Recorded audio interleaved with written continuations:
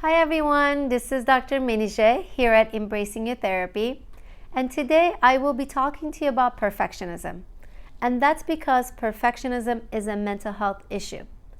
Please know that you cannot be diagnosed with perfectionism, but if you're struggling with mental health disorders like anxiety, depression, eating disorder, ADHD, OCD, trauma, addiction, then you may also be struggling with perfectionism. And we want to understand how perfectionism is showing up in your life so you can address it in your therapy session and make sure that it is not getting in the way of your recovery, it is not getting in the way of your journey. So let me walk you through some of the basic traits of perfectionism.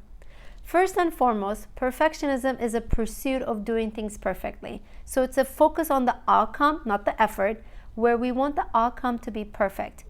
When you're struggling with perfectionism, you have very high unrealistic expectations of yourself and sometimes other people.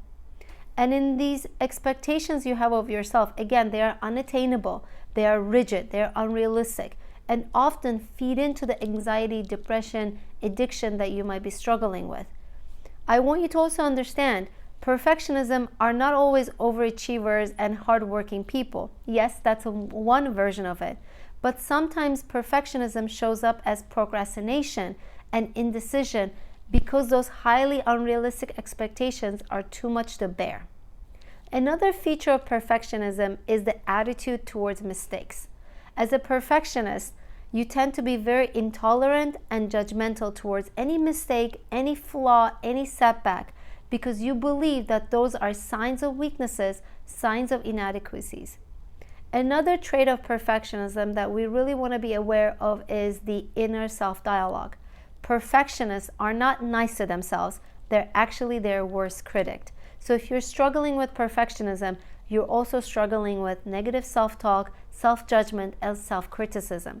As I've shared a video on self-compassion, overcoming perfectionism is addressing this negative self-talk. Perfectionism also can show up in the way that we connect with other people, because most often perfectionists tend to not delegate or ask for help, because they also see delegating, asking for help as a sign of weakness, as if I must not be good enough to do this on my own, so I'm really embarrassed to ask for help. And if perfectionism is showing up in your relationship, we really want to talk about the people-pleasing, codependency, any difficulties setting boundaries and saying no to other people.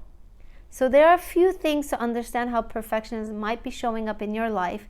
And if this resonates with you, please share your takeaway, any questions you have under comments. And as I mentioned, if perfectionism is part of your mental health issues, please don't be shy away from addressing it in therapy. We're here to answer any questions you have.